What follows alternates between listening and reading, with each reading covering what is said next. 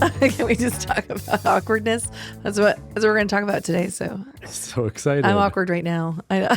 Yeah, you just shifted in your chair really weird. Like, I don't change that. Okay. I actually have to tell you about can I tell you something that happened this morning that was funny? Uh-huh. It snowed today. Did you see? Yes. Like we haven't had snow Pretty like the excited. whole time. Like I felt like maybe it doesn't exist anymore. I don't know. Well, I have a 10-year-old that's crazy about snow. You have a 6-year-old probably that's crazy about snow, right? Yeah, she just stared mesmerized out the window, so Right. pumped. Right. Yeah. So I woke up first, made a cup of tea, and packed her lunch and sat on the couch. I was on my phone. Leah comes down, says good morning, gives me a kiss, walks away, and goes, Mom, it's snowing. Of course, I said, it is? Yeah. She goes, yeah. She goes, you came down here ahead of me and you didn't notice? And I'm like, I didn't notice. So she used her awesome sarcasm. She goes, young people these days. She goes, Nice. Good one, Leah. She goes, being all focused on your phone, because that's what I was on. You didn't even notice the beauty of the outside. And I just thought, Leah, that was fire. Okay. I have. It was great. That was not awkward. She nailed it. She nailed it. I got awkward. I experienced an actually awkward one this morning where Lucy, she's 7 now, get it right. Not 6 and a half. Oh my God. She'd be so offended right now. Oh yeah, because when it was like 6, she's like, 6 and a half. Yeah, so sorry. 7 now. And excuse me. She said just out of nowhere, I love how kids will say something out of nowhere because it's in their head. Out of nowhere, yep. And we filter ourselves too much. We do. Like they just unfiltered. And she goes, man, she was like, Dad, wouldn't it be crazy to be a groundhog? You just like have to sleep all through winter and all the way till spring. I would just be like, man, can I watch my videos yet? And she's like, and as a parent, wait, what's your reply there? I mean, like, I haven't actually thought about being a groundhog. But it was almost like awkward in a good way because it's like there's a lot of good thoughts, and then she's like, man, is it time for videos yet? Like that was her concern, not being asleep for 4 months. Because to a kid, that's so boring. Yeah, I think I would like being asleep for 4 months. Oh my gosh. I would not. I know you would not. Sometimes I wake up. Actually, this is a joke in our family that sometimes I wake up in the morning, I look at my bed and I turn around to my pillow and I'll say, I'll see you later. That is a funny dynamic in couples. It comes when you... And I'm not talking to Adam. I'm talking to the pillow. Yeah. Well, see, this is one of the tips to not be awkward in conversation. Like, as soon as you bring something up that you think it's like, oh, I'm weird, I'm the weird one. Yeah. No. Other people have that too. Yeah, They're just absolutely. not saying it. Yeah. And when you bring this one up about like in a relationship who likes sleep and who doesn't like sleep, everyone's got a story. Everyone's like, oh yeah, I'm so mad at them because they're like, nothing is more exciting to them than bedtime. But to me, I'm like, I hate bedtime because it's like You're wasting ending the your day. And, this came up the other day and it was funny. Yeah, no, I want to be very clear that I do not think it is the most exciting thing in the world. What? To go to bed. You're still there. I thought you were transitioning to the topic. I just want to be very clear. That would make me the dullest person on earth. This is everyone. You just got to picture into when Steve and Sunday travel somewhere together. Like a topic to me is like totally done, and now it's time to sit there and just be quiet. Done. Sunday's got like 10 more minutes on it. It's so true. Sorry, I think go we ahead. get the gist. I think we get the gist. I'm It's very just interested. one of my happy favorite things. Got it? And exciting isn't the word I would use. It's just like, No, I do get it. Because like if I'm sick, have a bad cold, then I feel that way. Like I can't wait to get in only bed. when you're sick, see? And when you have a bad but cold. that helps me empathize and understand. with the people like me? With all the lame people who don't have anything to do. Oh, God. It's not the most exciting, but where would you rank it? Is it like third to fourth? Maybe number 3. Maybe number 3. Oh, that's funny. All right. So listen, I was just wanting to do a shout out for one of our members, actually. Was working with this. It was actually interesting because we have this one person named Kathy who's been like listening to our podcast like crazy. Uh-huh. It's so exciting. I'm like, oh, someone listens. Yeah. And like in our coaching session, like quoted like 3 or 4 things that we said. It was like You're boom, quotable. boom, boom. Yeah. I know. And there were things you said too. I want to make it very clear. No, that happened to me. Did I tell you? I was in the hall at one of our clients. I was at the company on site. In the hall, someone shouted out a quote from our podcast. Right. What was it? It was, I remember it, but I shouted it out down the hall, and I was like, what? Is dishes in the dishes? Like, is it the? And he was like, oh, I'm a fan. I listen. I was like, oh no, run. That's great. No, it is fun because this isn't like the biggest podcast in the world. No. So it's fun to be like, yeah. Right. Yeah. So listening to several of our last months actually, and we were talking about does your life align with the career, your life and career, something like that.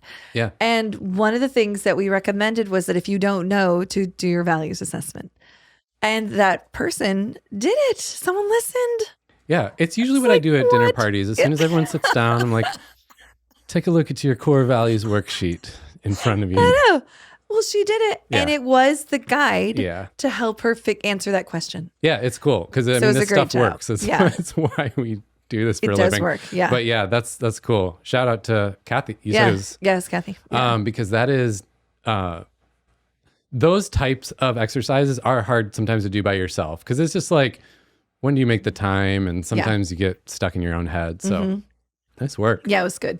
So today we get a lot of questions from our listeners, not our callers, who ask us questions. But the topic of how to avoid kind of awkward conversations comes up in coaching and also comes up from a lot of our... More than you might think. Yes, it really does. Because when I talk about stepping into having a curious conversation with people are like, yeah, sounds great in theory, but they have all these narratives in their head as to how it could be incredibly awkward.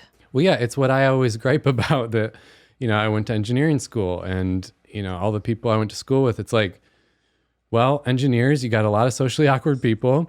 We took, calculus 83, but we never learned like how to have a productive conversation with someone, how to lead a meeting, how to like talk to someone at work. And that's an extreme scenario, but there's people all across the board who just, maybe they're more introverted and it's kind of like, there's a social anxiety with so much. These conversations, or sometimes especially if they've been introduced by someone else. So it's like they're walking really into a little bit of an unknown. Or just sometimes meetings in the course of regular work. Yeah. It's like, you feel awkward and then you make it awkward. Right. Sometimes, or you feel like you're making it awkward and you aren't. So there's a disconnect there too, sometimes in our brain, which is why sometimes it's good to have a good friend and just say, can I ask you like your impressions of how I came across there? Why do people ask, like, what are they hoping for instead? For just to have a good, smooth, easy connection where they walk away with what they wanted to walk away with. And I think that's so interesting. That's actually my first comment there. So thank you very much. Is like, the best place to start is to think about identifying what you think awkward is, like, because everyone has a different fear of awkwardness that comes up. And I think, just like when I talk about people who have fears of networking in general, and I say, what's your barrier? Remember, is it rejection? Is it I'm shy? Like, if you know the barrier, then you can coach around it. So what is it that makes it awkward for you? And some people can identify it. Some people are like, literally just the unknown makes it awkward for me.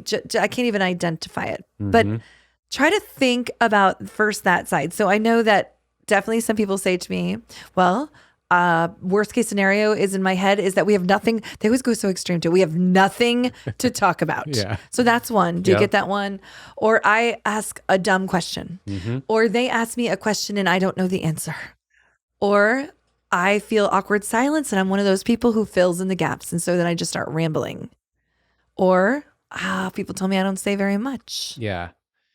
Yeah, this is also an area where personality assessments can be really helpful and enlightening, because it gives some clues to maybe why why you struggle with that aspect of it or are fearful of that aspect. Yeah. Because you look at someone like us where, okay, we're both pretty good conversationally and comfortable in that setting, but actually, I won't speak for you, but I have a fear of there's going to be too much silence.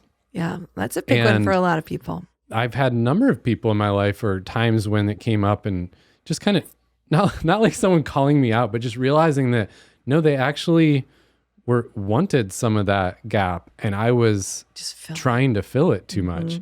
Or I think one that's happens for so many people is after an interaction, even just after hanging out with a good friend, sometimes you like regret all these things you said, or you go back over it and you replay it in your head and you're like, oh, why did I say that or that? And so ahead of time, you're already like trying to protect against that.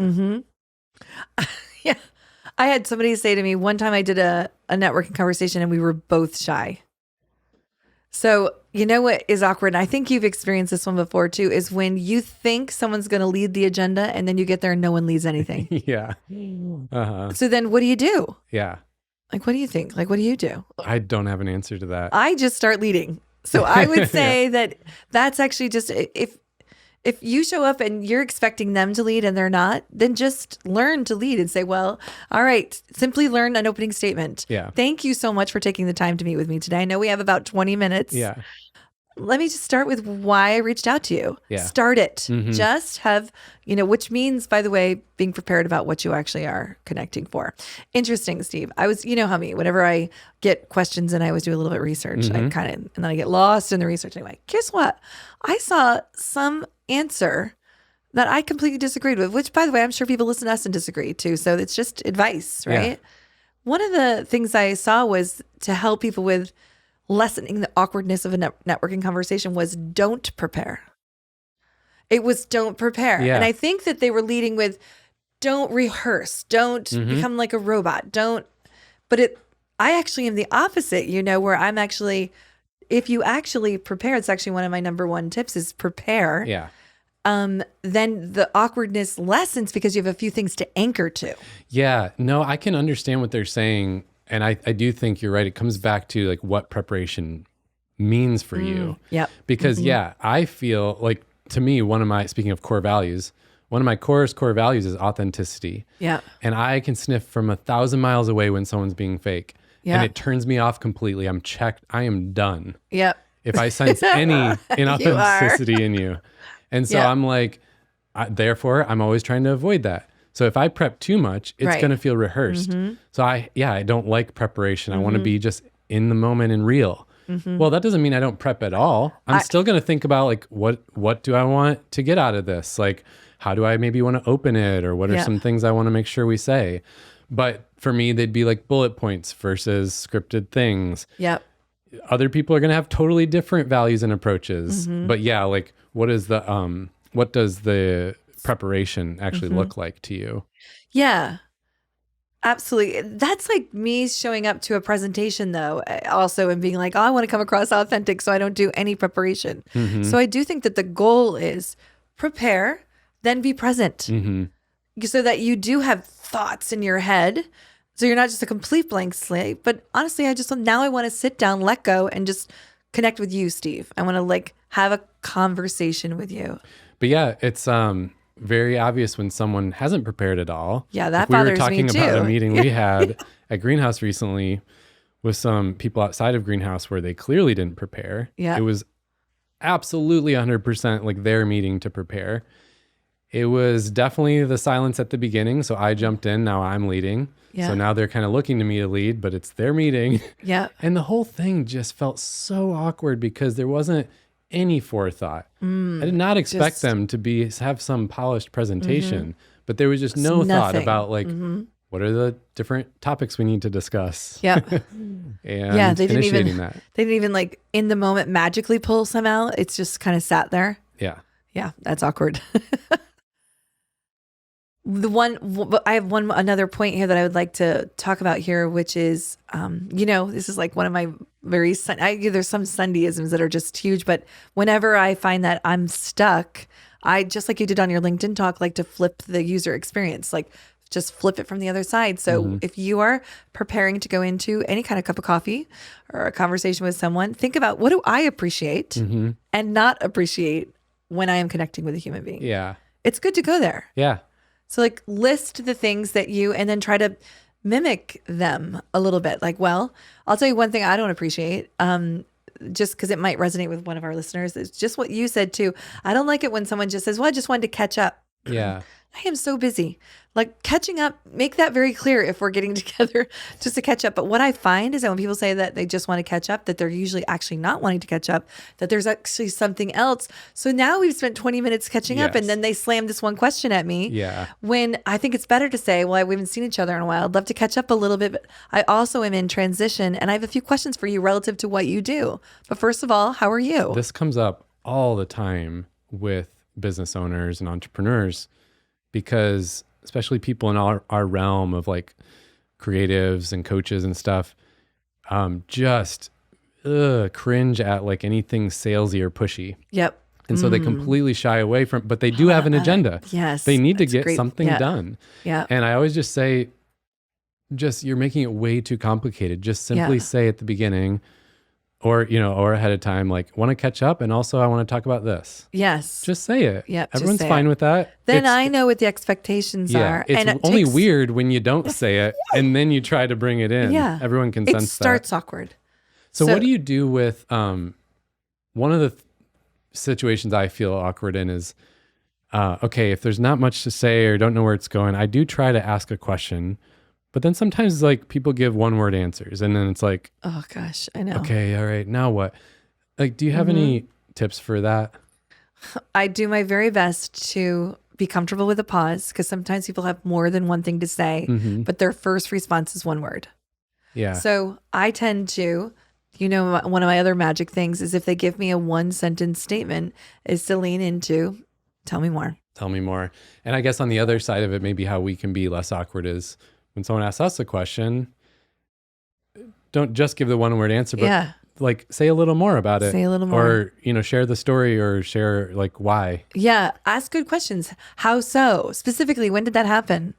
Or what are you thinking about that? It's like learn to give, because if you layer another question for them, usually it builds trust because now you're showing actual genuine curiosity into my life. Yeah. So it makes me maybe say more than one word if I tend to lean on the side of saying less. Yeah. So that's one.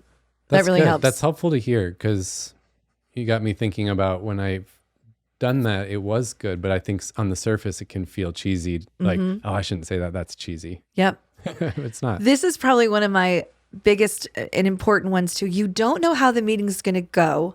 So definitely have a timestamp.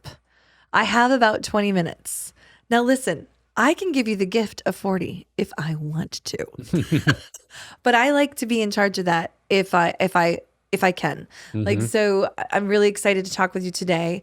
I have about 20 minutes, so let's just jump in. Now, if I said that ahead of time and it's a little bit of an awkward conversation, the good news is it's over in 20 minutes. Yeah. And you said it. It's not like you're abruptly stopping. You get it. On the flip side, if our chemistry is great and the energy is good and I'm loving and I don't exactly have to go, I still will say something like, okay, so if I'm the one who called it, I might say, or I'm the one that called the 20 minutes. I said I had 20 minutes, but I'm loving where this conversation's going. So let's go for 10 more. Like I call it. Yeah. But on the other side, this one, you've heard this one from me. So if you're the one who reached out to me and you're wanting to pick my brain about all things coaching or how my career went this way, and this symmetry and chemistry is good, and I said we only have 30 minutes, don't assume that because the chemistry is good, that I'm good going another 15. Yeah.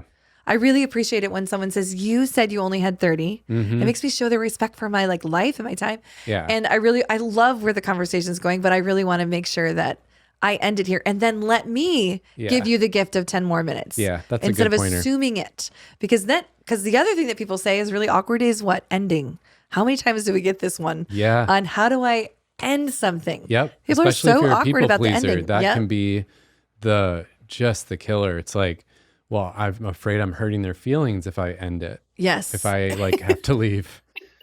Yeah. Yeah. So learn good endings. And it is a learned behavior. Do you agree? Yep. You just kind of shift your body a little bit or lean in and just say, well, I just want to thank you again for the time. It was great to talk to you. And, let me know if there's anything you need. Just a closing. Let me know if there's anything you need, or I'll be in touch in 2 weeks, or just give them a boom. Yeah.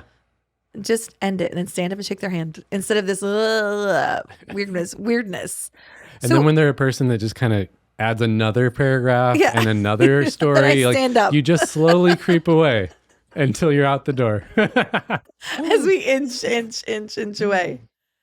So if I was to summarize the last three, if I was to summarize it in like three really good simple tips here.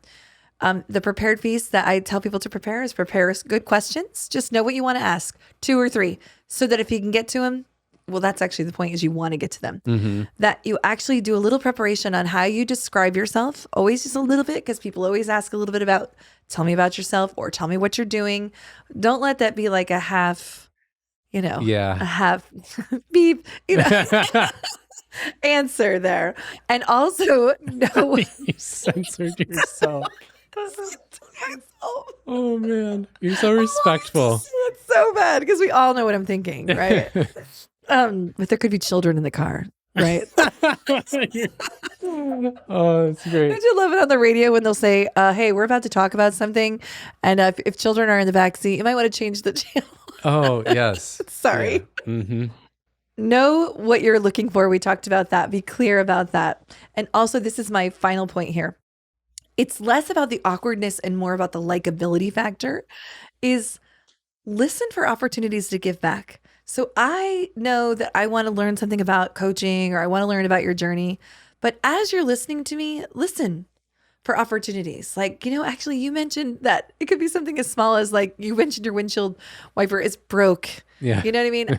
You get it. Like the place I got mine done. It's like you just listen to be a giver back, because I think people love givers and not takers. Yeah, it feels great to have someone ask you a question. And I think, I don't know, it's like a weird quirk of our culture. It feels like I always have to have like a story that's bigger and better, or like a thing to add from my life. Yeah. And it's like, actually, you'd probably appreciate more just like me asking a question that's curious about you. Yeah, that's a great example of another way of giving back. Yeah. And I'm just going to end with exactly what I said before, but the bottom line is, if you are have any level of anxiousness or awkwardness, it would be that to do the preparation, but then to just get present. And that's really what I would focus on. Yeah. Well, like you said, a lot of people do bring this topic to coaching. Mm-hmm. One of the reasons I love coaching is some of this, like, this is just like a stuck place in my everyday life. And if you go to our website, it's at the bottom of the membership page. You can actually click to grab a coaching session on this topic, or on any topic, but this would be a good one. And also in the show notes, we'll link the Career Transition Planner, which is our new favorite tool. It's kind of a list of some of the questions we help people work through in coaching when they're just starting to wrap their head around, do I want to make a change? I like a change. A change. A change or a shift or a change. 2 words. If you want to make a change and you're not sure like where to start, or you're trying to think through it. Or a shift. Or a shift. I don't like that one. Then this is a good guide, and it's just a freebie. You can download it, and then the email explain how to use it.